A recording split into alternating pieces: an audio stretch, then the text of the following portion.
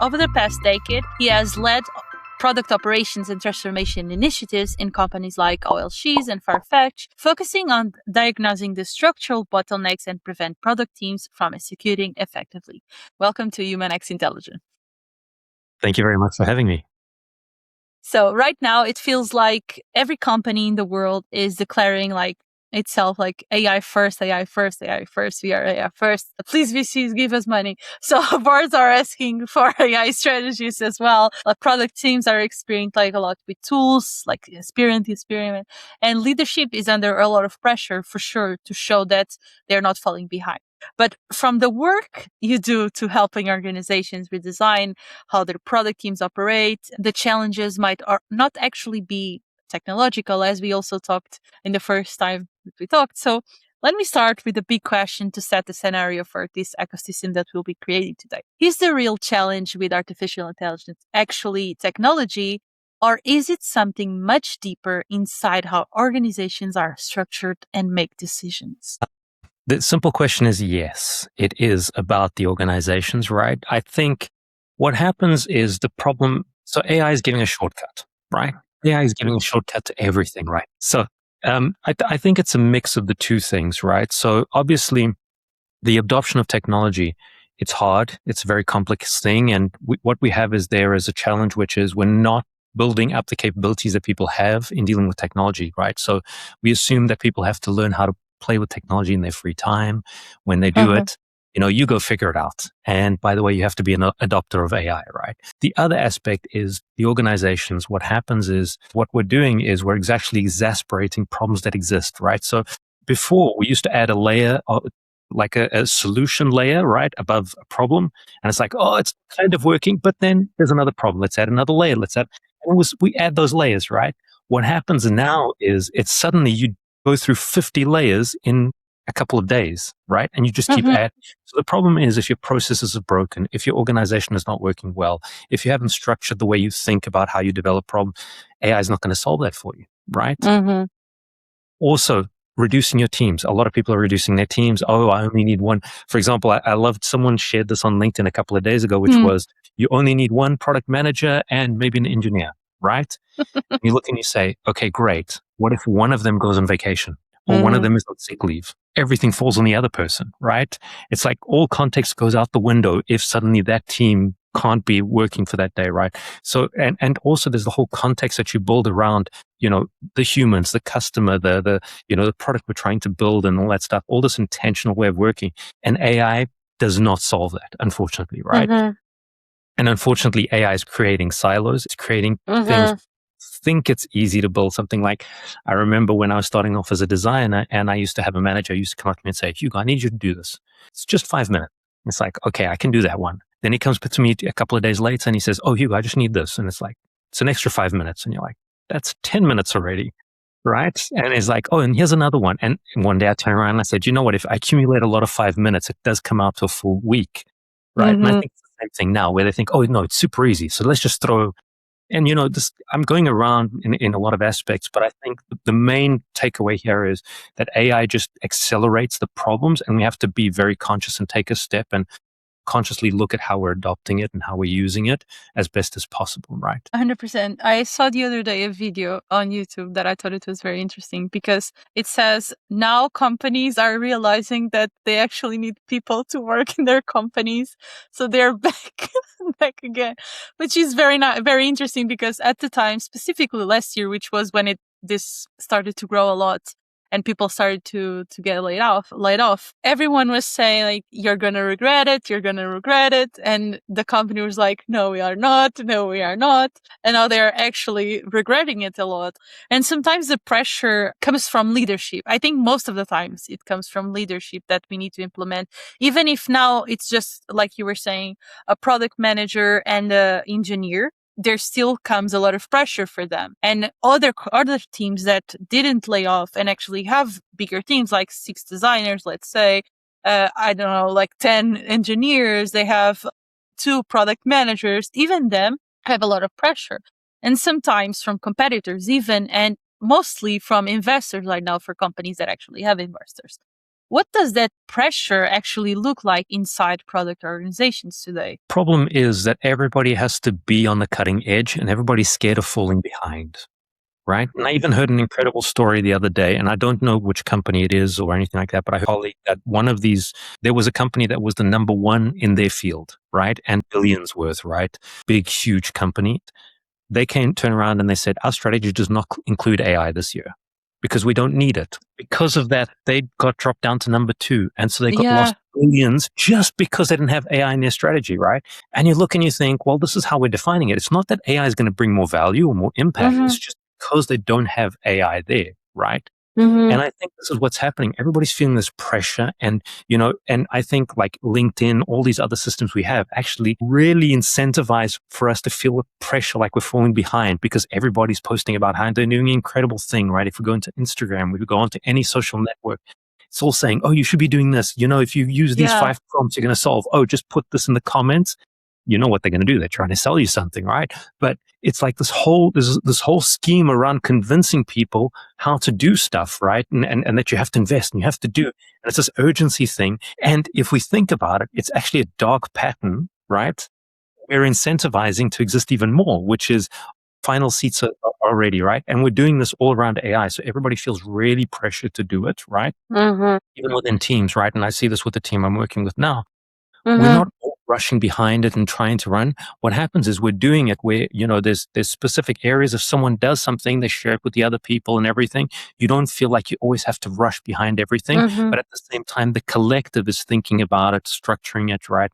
And working together. So it's complicated, but teams are pressuring, right? And so almost all companies have to have it as part of their strategy. They have to show how AI and the problem is that I think I can't remember the exact number, but it's between somewhere in the 80%, right? Where 80% of the initiatives with AI are actually failing. Why? Because people are just rushing it.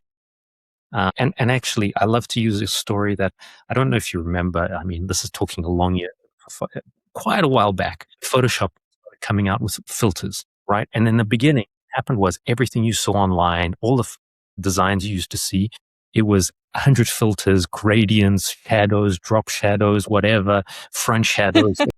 It was like multicolored and all that. Then what happens is we went to the minimalist, right? And so we went to the extreme. Let's go minimal, even skeuomorphism went out the window. Let's reduce it as much as possible. Then people realized, hold on, it's not as great. So now we're finding that balance, right? And I think with AI, it's the exact same thing. We're going to this extreme where everybody feels they have to do it. There'll be a time, and I've heard some rumors coming from, in the US, in Silicon Valley about saying, oh, we're human started, right? We're human first and this kind of thing, because they're trying to fight against the extreme of, hold on, let's not just go crazy AI. And I think we're trying to find that balance, but we feel pressure. And we're in that transition phase, which is scary. Yeah, because we can't just build something with artificial intelligence without really meaning what we should or shouldn't do. Like, what is the goal with this? And I guess we kind of forget, specifically when we want to deliver as fast as possible to show value. We live in a society, we live in a society where we are, most of us, or even all of us, always want to show others what we are capable of and how we are capable of. And even on LinkedIn, like, everyone is sharing what they did good only most of the time, because the way others perceive is like, oh, this person is perfect for this because everything good happens. And it becomes like a bad cycle. And then it goes to jobs with validation.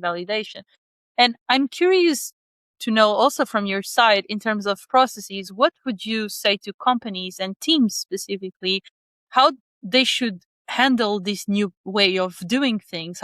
How can they build processes that are healthy and not generating burnouts? Because this also generates a lot of burnout. Yeah, there's multiple answers to that question. I'll try and see if I can break it down into parts. So number one, right, is the way we work, right? And the way we work right now, let's be honest, there's tons of work that we've been doing over the past 10, 20, 30 years that we should totally throw at AI, because it is very predictable. It's very easy to do. And we have been wasting our time doing it. Let's be honest.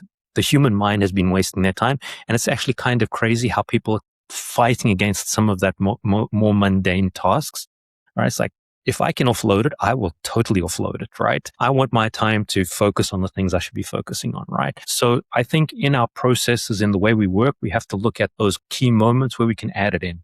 But at the same time, not removing, for example, you can do ideation with an AI next to you, right? The problem is, number one, you put yourself in a silo, right? Number two, what you do is you're not sitting in a team actually thinking about it, understanding it, working together, reaching a conclusion together, right? And that's powerful, right? If you've ever been in a real good situation where you put teams in a room to align, right, with post-its on the wall, whatever you want to use, right? It's very powerful, right? It's very strong, and it helps build up that context. And I think so. We have to be careful about where we do it, but there are tons of areas where we can, right? It can simplify things. For example, if I have to do a product requirement document, I can do at least the first draft, put in AI. If I have to do, like a one pager, if I have to do even some UX research stuff, right? There is some stuff you can use AI. And it's kind of interesting because, I remember I had researchers telling me, oh, the part I hate the most? They're doing the report, building a report, right? And you're like, well, AI can help you to an extent with that, right? Where it does the first draft for you, and you just have to, obviously you have to put validation to make sure that it's the right thing, because it's not perfect. It makes mistakes and all that. And great UX researchers are much better than AI can do right now. But still, it can solve tons of that stuff, right? You don't have to sift through every little thing. You don't have to transcribe everything because it helps you transcribe, right? So that's one part, the way we work. Now, the other part is what we put in front of our customers. It's complicated because everybody seems like, oh, AI is going to solve everything, right? And it's like, if we just plug it into all of our systems, it'll solve all our problems, and we've got a new layer, right? The problem is, if you do that, what do we have? We have 5,000 chatbots that no one can differentiate what one is different to the other. Oh, there's a brand that's different in the corner, right? That's also not the solution. I think, and it's one of the things, as I'm deep diving more into it, what I see is a lot of the product problems, a lot of the products, what we need and what customers need, they're not changing completely, right? There's a lot of stuff that is almost exactly the same. The difference is we can add an extra layer that can help us through some of the stuff, right? Where our customer doesn't have to look for something as much as they used to. They don't have to over-rationalize something. It can help them. It can make suggestions, right? Before, we used to have to depend on a dashboard to tell us, oh, what we can or can't do. Now there's actual systems that can turn around and say, you know what? You can do better in your job if I provide you this. Let's talk about an admin system, for example, right? So I think it brings new avenues and new things. It facilitates that. Like I said, you have to be very conscious about what you're doing, right? What is the problem you're solving? That hasn't changed. You still have to solve a problem, right? If you make it easier for people, in some cases, we might even make it where certain areas in a company become redundant, right? Or they don't need as many people. You're like, that's perfectly fine. But we have to accept that, right? I don't like it, but it sometimes happens, right? But if our job is replaceable by AI, it means also our job was, to an extent, very close to being replaceable anyway by automation, by simple automation. However, and this is a disclaimer I like to put, which is, for example, there is an issue which we have, which is, for example, let's say, for example, and that task right before used to take them a week, and now with AI it takes them 2 hours, let's say, right? Simplified. Great, incredible. People don't turn around and say, now you've got the free time to have a work-life balance, to structure your day so you can think about this and everything. No, what they turn around and say is, now you can do, instead of doing just one task in that 1 week, now you can do like 50 tasks in that week. So the people are feeling overloaded, right? And the problem is, and I don't know if you've ever seen this, but I remember when we used to do Webmaster, right, where we had to do the front end, the back end, the AI, UI, we had to do marketing, we had to do SEO, we had to do all this stuff. I always felt like I was context switching and I could never focus 100% on something, right? And this is the problem. People are going to be so context switching so much that we won't have depth in things. I think we'll start seeing less depth in things if we're not careful. And we need that depth, right? And the idea is this frees us up to actually create even better depth, right? ID. And that's not how companies are seeing it, right? It's like, I'll throw one person in it and I'll substitute 50 people, but they're still going to do the work of 100 people, right? So, and it really comes down to, like you were saying, to the cognitive load, because until now there wasn't a lot of time or space to actually discuss mental health, to actually work on the day-to-day lives, like having life after work. There's a lot of countries that don't have still life after work. And instead of taking this as an opportunity, we are doing the opposite. Like, we are giving more work because we have artificial intelligence. So now we can do more. But then it comes, why are you doing more?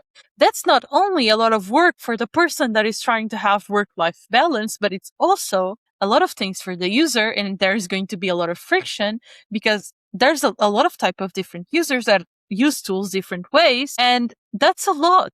So how do you think we can balance first of all, the part of how that can we balance work-life balance and still have this great new innovation and that gets very interesting, that is artificial intelligence, but in the other way, how can we use this moment to actually look into what we are building and release it in a way that our users will not feel the need to leave because it's too much for them? So there's 2 points here, right? One is it's a vicious circle, because what happens is the more easier it becomes for us to release new products, right, which is happening right now, the less value you can get from any of the products you release, right? It starts reducing the amount of value you can get. So what companies do is they feel they have to hustle more to make more money. So they accelerate with how folks are doing it, right? And like you were saying, what they do is they don't turn around and say, well, you know what, I could have the 5 people on my team working a half day and producing double the work, right? What I turn around and say is, now I can have those 5 people producing the work of 50 people, right? That is one aspect. I think what happens is the companies that will start having success and that will be healthy in this new paradigm that's coming up is the ones that consciously look at this and say, the ones that, again, it's that type of thing where you're in the crowd, right? You're seeing tons of movement and everything like that. And that one person who just steps up on a chair, looks around and says, oh, I want to go in that direction. I'll go calmly in that direction, right? I'm not going to get lost in the craziness. And here's the same thing. People who will sit down and they'll look and they'll say, let's take a step back. Let's take it calmly. Let's not go behind the rush, because AI, definitely go with it. Emerging technologies, right? Because AI is not the end of it. We'll still keep seeing new things coming up. But you do it consciously, you do it calmly. And I actually think it's people who produce, 1 or 2 really good solutions rather than 50 horrible solutions, right? So that hasn't changed. It's exactly the same you could say 20 years ago, right? It's the companies who are doing this consciously, right? They're doing it enough. And there's a point here. I think also AI is bringing up something, which is there's a lot of companies who in the previous, and this is why we're seeing a lot of the layoffs is previously, and I've complained about this very often, is companies had the concept of, if I have a problem, I'm going to throw people at it, right? And while there's money coming in, we can throw more people at it, right? And the problem is there's an S curve, right? Which is you're super efficient the more people you add in the beginning, then it comes to a part where it plateaus, and then the more people it actually starts decreasing, right?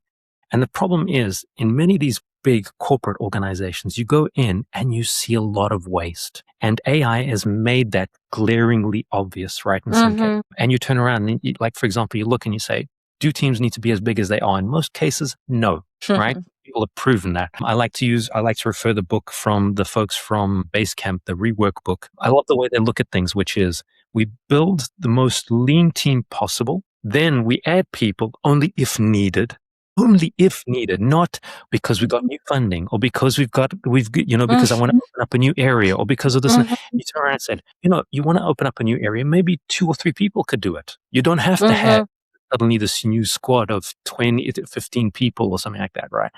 And I think this is the problem. We just always assume it's like, let's throw people at it, let's grow. And then suddenly you turn around and you say, well, with AI, if half of that manual work that they were doing previously goes out the window, you suddenly have people who don't have anything to do, right? Or have a lot less to do. And so I think it's also exacerbated that to an extent, and we have to be careful about this. So I think it's a mix of things that we're going, like I said, transition phase right now, and it's scary. And I think it's going to get scarier before more comfortable, but hopefully we start seeing the comfortable coming in soon. Because and I guess something that I've been reading a lot, it's about the many companies are experimenting with AI across multiple teams at the same time, which can also lead to duplicated initiatives, disconnected tools, fragmented efforts, which I think it goes hand in hand with what you were saying right now.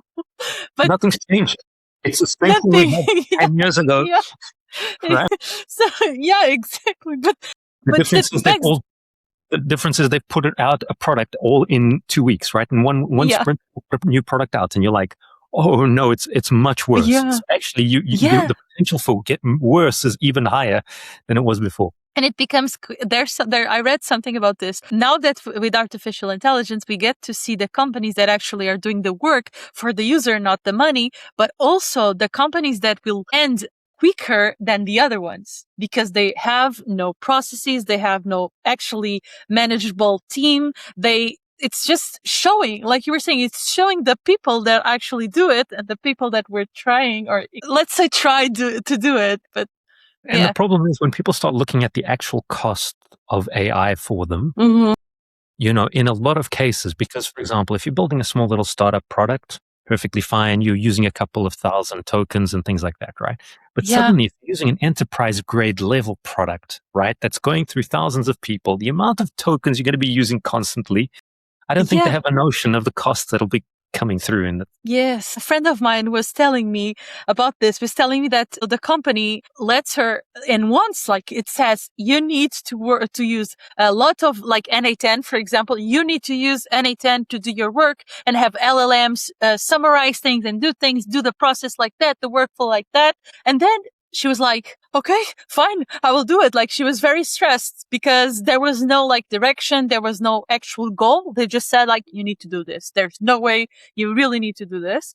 And she started building the workflow, but because of compliance and other teams that had other rules and other tools connected, she could not do her work because the system wouldn't let it. So that comes again with legacy systems, internal policies, like even operational constraints. So that's another thing that it's interesting. So the leadership, or even like you were saying, like everyone on top is saying to people that are working that they need to use this, but none of them are teaching how to use it because they also don't know how to use it. And then it goes around and around and around, and it becomes FOMO from everyone. And like it breaks and people will, go ahead. No, and a great point you're making there, right? For example, the amount of people that know how to use GitHub, versioning, branches, that kind of stuff, right? It's not everybody. So tons of product managers have never done it. Designers have never done it. Researchers might have never done it, right? And so the thing is, you turn around and say, okay, even if we teach them all how to do the versioning and the GitHub and all that stuff, right? The problem is that it takes just one designer who doesn't know how they do it working with AI, or one PM or one researcher, whoever, right? Who doesn't know what they're doing. And they go in there and they say, oh, Claude, put together a code for me. And now I'm going to put it live on the site, right? And then suddenly you on the platform, and everything goes down and nobody knows. And so everybody has to sift through all the rubbish trying to find what's going on, right? So that's the thing. I think it's like, oh, it's easier for me to code. Yes. So is it ready to go live? No, I wouldn't take it going live, right? But, it seems that's the problem, right? Just like you're talking to Claude or you're talking to ChatGPT or one of these systems, right? When you're talking in the chat, they convince you, it's easy for them to convince you that they are professionals, that they know what they're talking about, right? They do it really, really well. When you write code, right? And if you've done it with Claude, you spend just an afternoon and it creates something for you, lovable, whatever you want to call it, whatever you want to use. They create something and you look at it and it's like, this is an incredible system. Looks incredible. Even if you've asked it to do, for example, at one time I tried implementing with Vercel, right? So it's a system there, and then a database in Superbase. And you look and you say, it's working perfectly fine. It's incredible. It's doing amazing stuff. It makes it seem like it's ready to go live, right? And I think there's a lot of harm that's coming from there because we're going to get so much crap. And it's going to be, because even previously, even the way it was before, I think we were already getting tons and tons of crap, right? Tons of terrible. I used to throw this number out, and when I used to give talks, and I used to say, I would guess it's about 80 to 90% of what's out there in terms of applications, web applications and everything, it's crap, right? Now, I think it's going to get closer to the 100%, right? It's like, well, maybe have 2 or 3% of things that are really, really good. Again, pure assumption. This is me guessing, but yeah. This has been the first half of my conversation with Hugo. If you enjoyed it, make sure to like and subscribe to the channel and tune in for part 2 coming on this Thursday. In the meantime, feel free to message Hugo on LinkedIn. See you then!